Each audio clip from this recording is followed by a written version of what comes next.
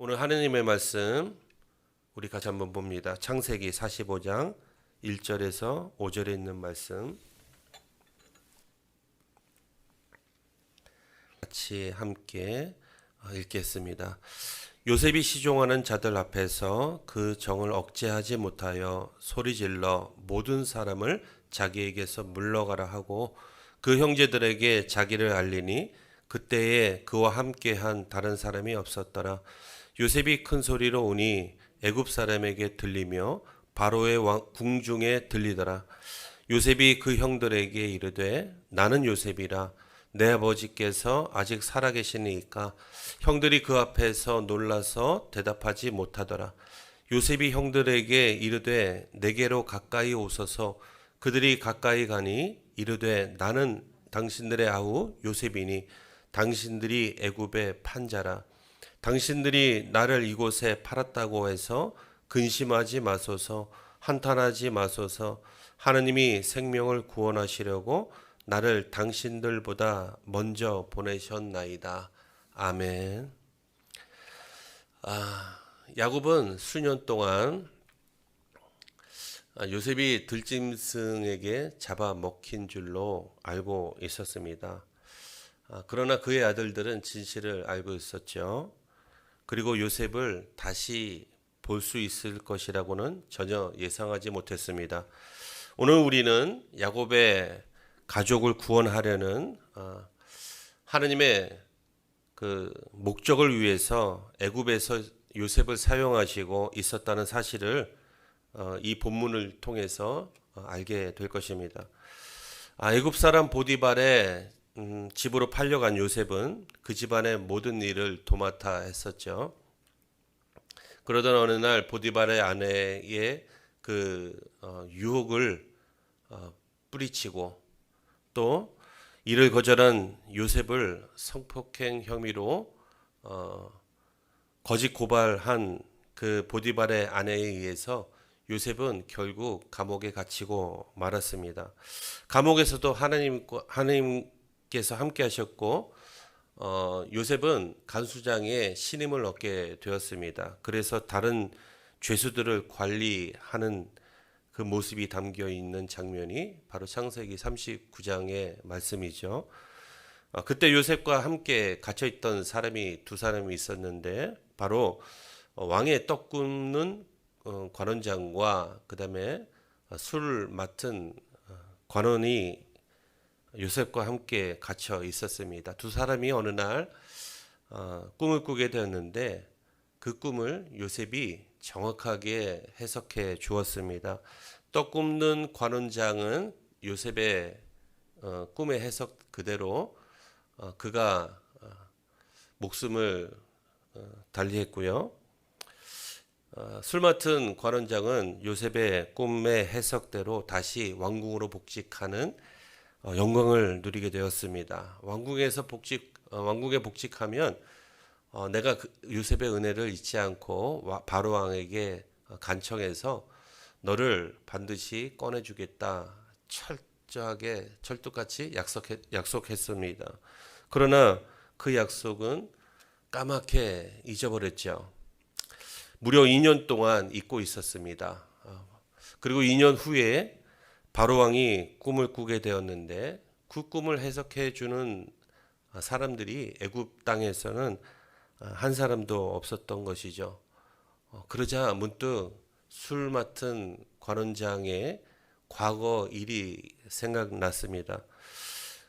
그리고 바로에게 감옥에서 그의 꿈을 해석해 준 것을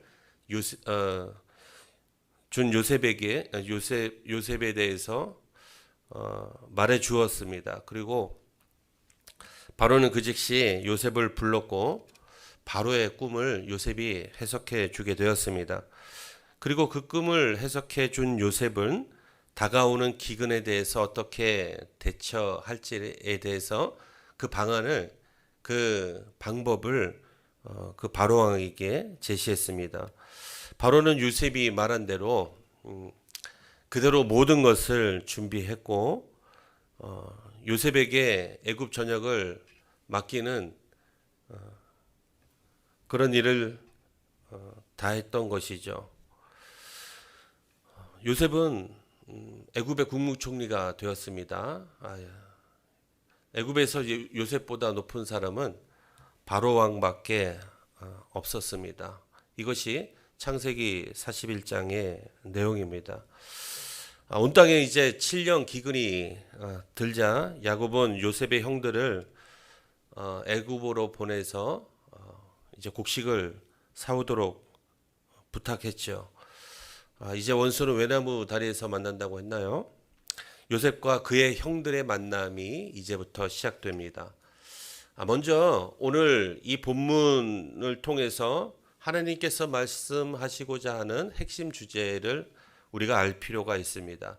창세기 45장의 신학적 주제는 크게 두 가지로 볼 수 있는데요. 하나는 하나님께서는 땅 위의 모든 생명을 주권적으로 보존하신다라는 사실입니다. 그분은 자기 백성과 온 세상을 구원하시기 위해서 구원할 어떤 한 사람을 특별히 세우셔서 모든 위기에서 그 구원 받을 사람을 구원하신다라는 것이죠. 물론 그 사람의 능력과 상관없이 하나님께서는 주권적으로 역사하십니다. 두 번째 주제는 첫 번째 개념에서 나오는 것인데요.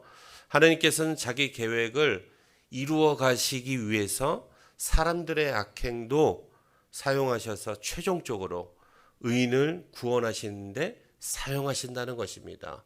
이것이 창세기 45장의 큰 두 가지 주제라고 말씀을 드릴 수 있습니다. 요셉이 형들에 의해서 죽을 뻔한 고비를 넘기고 이스마엘 사람들의 손에 의해서 은 20에 팔려간 것이 우연이 아니라 하나님께서 야곱의 가족들을 구원하시기 위한 하나님의 철저한 계획하심이었다라는 것이죠. 형들의 악행에 의해서 요셉이 애굽에 들어오게 된 것도 왕궁에까지 입성해서 애굽의 국무총리까지 오르게 된 것도 요셉 한 사람을 세워서 야곱의 온 가족을 구원하시려는 하나님의 계획하심이다라는 것입니다. 만약 의인이 이런 하나님의 계획하심을 믿는다면 이것을 깨닫게 된다면 어떤 악행을 저지르는 사람에 대해서도 우리가 용서할 수 있는 힘이 생겨나게 됩니다. 왜냐하면 하나님께서는 우리 주변의 어떤 악도 결국 선으로 바꾸셔서 구원하시기 때문에 그래요. 누구를 위해서 그렇습니까? 구원할 한 사람을 위해서요. 어떤 사람은 이건 요셉에게만 일어나는 일이 아닙니까? 이렇게 얘기할 수 있습니다. 우리 전부 국무총리에 오르지 않습니까? 라고 반문하는 사람도 있어요. 맞습니다. 우리 모두가 요셉처럼 될 수는 없습니다. 그러나 하나님은 우리의 모든 환경과 처지와 상관없이 역사하십니다. 요셉은 요셉대로, 우리는 우리대로 역사하시는 것이 우리가 비교하기에 엄청난 차이가 나는 것 같지만 하나님의 역사하심은 요셉이나 우리나 야곱이나 아브라함이나 이삭이나 다 똑같습니다. 요셉이 자기 민족을 구원한 것도 엄청난 것 같죠. 우리가 어떤 한 사람을 구원하는 것도 작은 것 같죠. 하나님 앞에서는 그 크기가 똑같다라는 것입니다. 하나님은 공평하신 하나님이십니다. 세상에는 두 종류의 사람이 있습니다. 맺힌 것을 풀며 살아가는 사람이 있는가 반면에 맺힌 것을 마음에 가득 안고 살아가는 사람이 있습니다. 오늘 본문에 나오는 요셉은 어떤 사람인 것 같습니까? 모든 것을 용서하며 모든 것을 풀며 살았던 사람입니다. 그러나 요셉의 형들은 마음속에 자기의 죄책감 이런 것 지난날들의 과거의 기억들 속에서 벗어나지 못한 채 자기의 마음속에 있던 모든 것들을 풀지 못한 채 날마다 사로잡혀 살았습니다. 요셉이 17살 때였습니다. 아버지 야곱은 여러 아들들보다 특별히 더 사랑했습니다. 그래서 아버지 야곱의 편애로 시작된 요셉의 특별한 사랑이 이제 남들보다 다른 형제들보다 특별히 더 이쁜 옷, 더 고급스러운 옷을 지어 입히게 되었고 이것으로 인해서 요셉의 형들의 시기는 극에 달했습니다. 그러던 어느 날 요셉이 꿈을 꾸고서 그 꿈을 자기만 간직하면 되는데 또 형제들이 가서 다 얘기했습니다. 그것도 두 번이나 같은 꿈에 대해서 똑같은 꿈이라고 하면서 해석까지 해줬습니다. 꿈의 내용은 이런 것이죠. 첫 번째 꿈은 곡식단이 여럿 있었는데 요셉의 곡식단은 똑바로 서 있고 요셉의 형제들의 곡식단은 바로 그 앞에 엎드려져 있다는 것이죠. 이것은 무엇을 의미할까요? 바로 요셉이 형들 위에 있을 것이라는 예언이나 마찬가지죠. 두 번째 꿈은 이런 것입니다. 해와 달과 11별들이 모두가 요셉 앞에 절하게 된다는 꿈이에요. 이 두 꿈 내용은 다르지만 맥락은 똑같은 것입니다. 모든 형제들이 요셉 앞에 나중에는 결국에 무릎 꿇게 될 것이라는 것이죠. 이 꿈을 들은 요셉의 형제들의 반응은 어땠을까요? 여러분들이 요셉의 형들이라면 어떻게 반응했겠습니까? 아니 이 자식이 건방지게 어디서 형 위에서 올랐으려고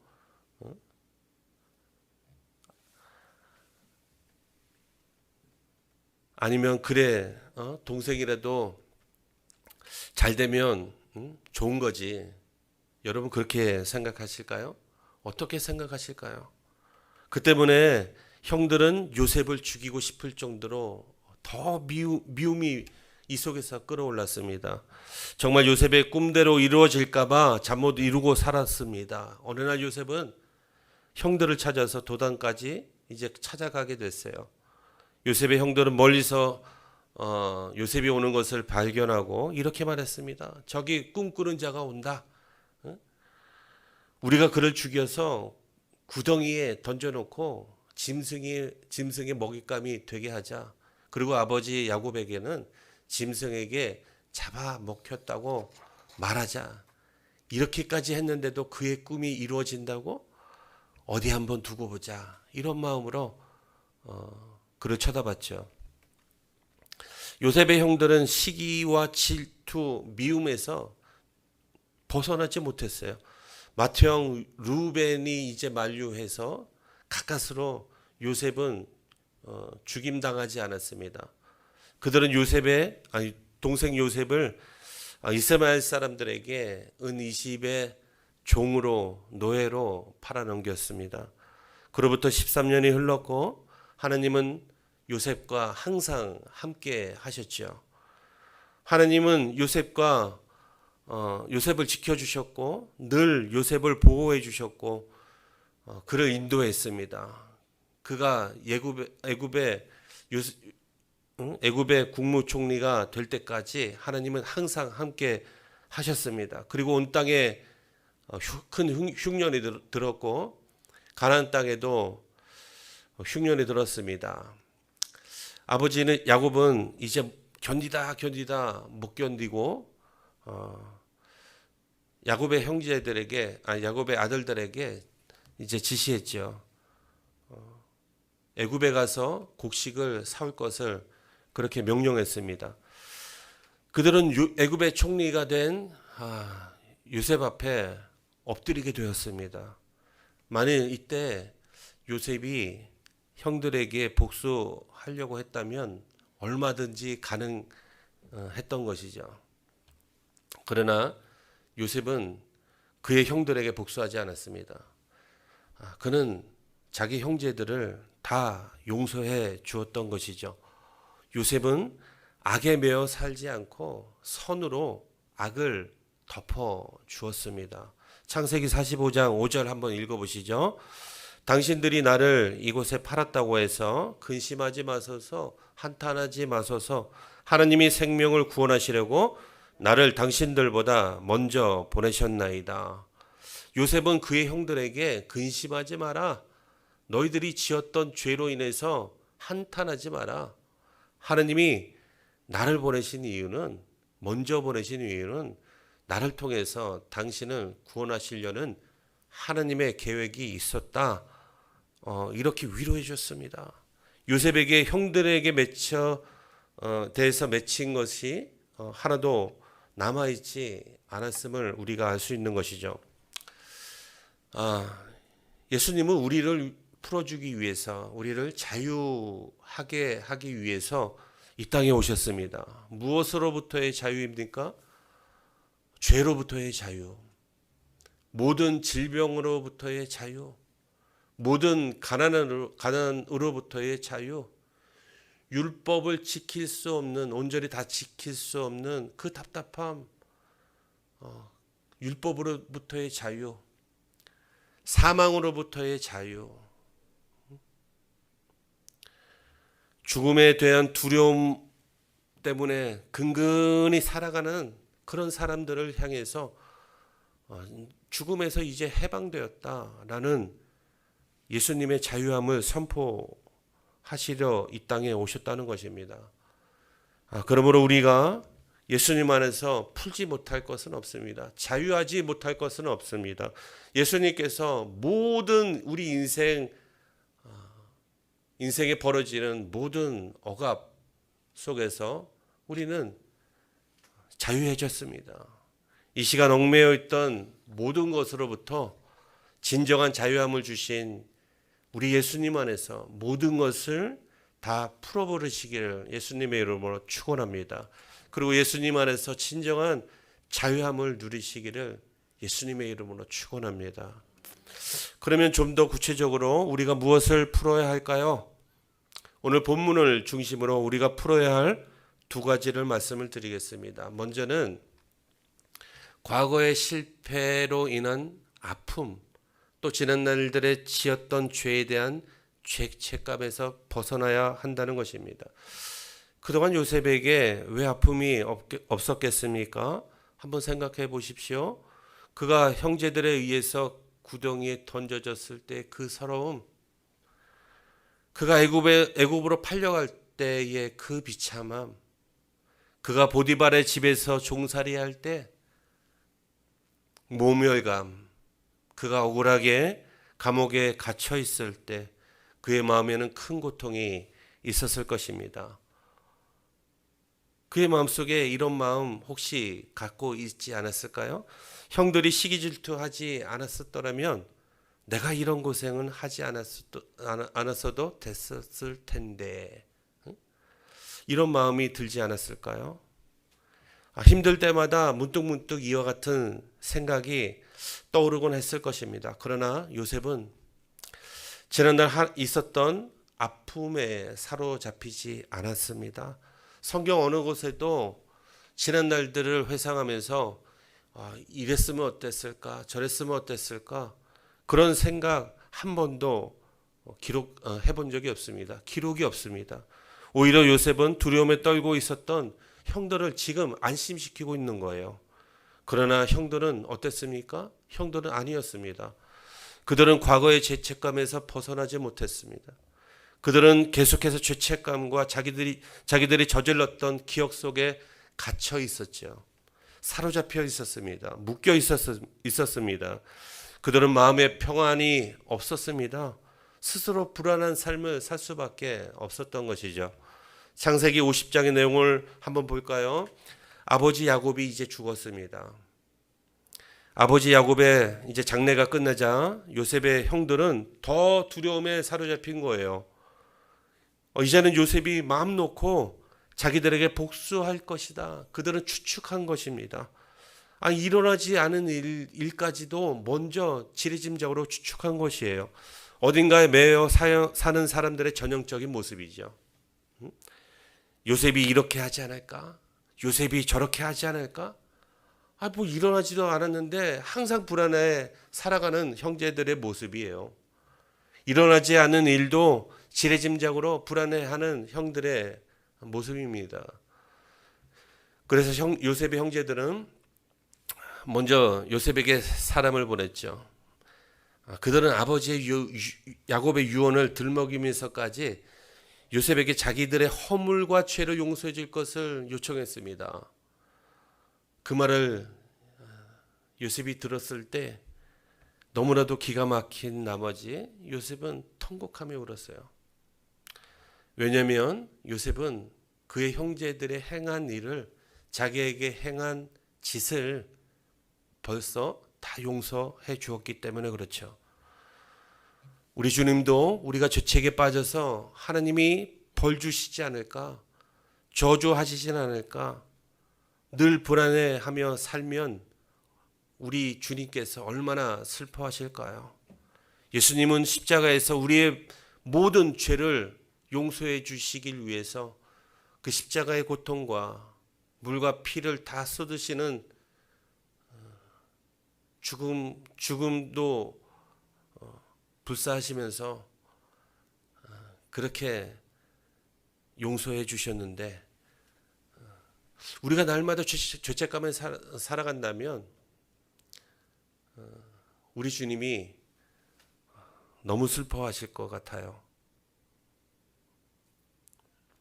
예수님이 십자가에서 모든 죄를 용서해 주셨음을 믿고 살아간다면 하나님께서 더욱 기뻐하시겠죠. 우리 예수님께서 더욱 기뻐하시겠죠.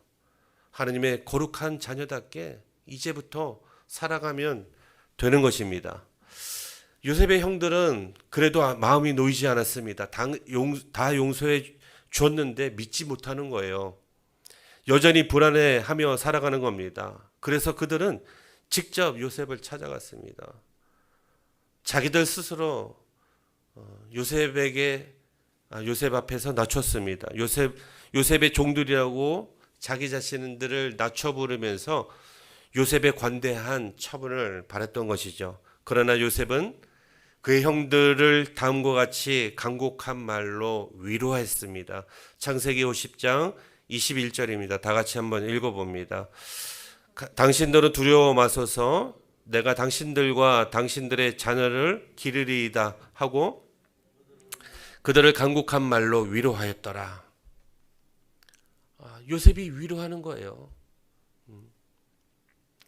혹시 우리도 과거의 상처나 죄책감이 또 아니면 혹은 낮은 자존감 때문에 괴로워한 분이 있습니까? 과거는 이미 다 지나갔습니다. 돌아올 수 없는 과거지요. 이제 예수 안에서 그 묶여있던 과거의 삶에서 자유하시길 바랍니다. 예수님께서 다 용서해 주셨잖아요. 그 우리 지난 날들의 모든 죄들은 기억할 필요가 없어요. 아무리 악행을 저질렀다고 할지라도 예수님께서 다 용서해 주신 것을 믿는다면 우리가 죄책감에 시달려가며 살아가는 것이 정상일까요? 아니면 죄의 자유함에서 해방된 기쁨으로 하나님께 영광 올려드리며 살아가는 것이 맞는 것일까요? 베드로 한번 보십시오. 베드로가 예수님을 모른다고 3번이나 부인했습니다. 어마어마한 죄죠. 그가 수제자라고 자칭 말했으면서 예수님을 많은 사람들 앞에서 자기 목숨을 유지하기 위해서 예수님을 3번씩이나 부인했던 자였습니다. 여기 우리 베드로처럼 예수님을 3번 이상씩이나 부인한 분들이 계십니까? 아무도 없어요. 그러나 베드로는 예수님 앞에서 바로 면전에서 3번 부인했습니다. 그리고 시간이 지나서 예수님이 십자가에 못 박혀 돌아가시고 무덤에서 장사한 지 3일 만에 부활하신 예수님께서 이제 베드로 앞에 나타나셨죠. 그때 베드로는 예수님이 내가 만났던 예수님인 줄 알고 얼마나 부끄러워했을까요? 자기가 3번 부인했던 그 예수님이 내 앞에 바로 서 있다는 자신이 얼마나 부끄러웠을까요? 만일 베드로가 계속해서 이와 같은 과거의 잘못에만 사로잡혀 있었다면 예수님의 수제자로서 그가 해야 될 사명을 제대로 감당하지 못했을 것입니다. 예수님은 이미 모든 걸 용서해 주셨습니다. 바울도 마찬가지 아닙니까? 디모데전서 1장 13절에 보면 그는 비방자요, 박해자요, 폭행자였다 말하고 있습니다. 나는 죄인 중에 괴수라고 말할 정도로 그는 예수님 앞에 심각한 죄를 저질렀던 자였습니다. 예수님 앞에 부끄러워서 똑바로 설 수 없던 자였어요. 그렇게 예수님을 잡아다가 고문했던 그런 자였습니다. 그랬던 그가 어느 날 다메섹 그 동산에서 예수님의 음성을 들었을 때 얼마나 죄책감이 들었을까요? 그러나 바울은 그 죄책감에 사로잡혀 있지 않았습니다. 왜 그래요? 예수님을 만나고 진정한 자유를 얻었어요. 우리 말씀 한 절 읽어볼까요? 로마서 8장 1절 2절입니다. 한번 읽어봅니다. 그러므로 이제 그리스도 예수 안에 있는 자에게는 결코 정죄함이 없나니 이는 그리스도 예수 안에 있는 생명의 성령의 법이 죄와 사망의 법에서 너를 해방하였습니다. 이걸 깨달았습니다. 바울이 이것을 깨닫고 죄책감에 시달리지 않았어요. 오히려 예수님 앞에 감사했습니다. 예수님은 십자가 위에서 우리의 모든 죄를 다 짊어지시고 죄값을 죽음으로써 다 지불하셨습니다. 그러므로 우리는 과거 때문에 불안에 떨 이유가 없는 것이죠. 예수님이 우리를 과거의 아픔에서 온전히 회방시켜 주셨기 때문에 그렇습니다. 그리고 또 한 가지 있습니다. 미래에 대한 두려움에서 벗어나십시오. 요셉이 꿈으로 인해서 시작된 형들의 시기에 형들은 미래에 대한 두려움에 사로잡혀 살았습니다. 그러나 요셉은 어떤 상황에 놓여 있더라도 하나님이 함께 하신다는 그 믿음을 가지고 이겨냈습니다. 두려움을 하나님이 함께 하신다는 믿음으로 이겨냈던 것입니다. 하나님은 우리에게 두려워하지 말라고 말씀으로 여러 군데서 그렇게 말씀하십니다.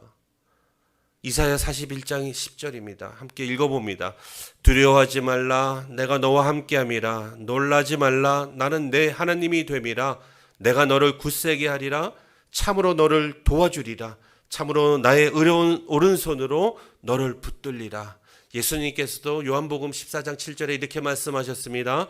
평안을 너에게 끼치노니 곧 나의 평안을 너에게 주노라. 내가 너에게 주는 것은 세상이 주는 것과 같지 아니하니라.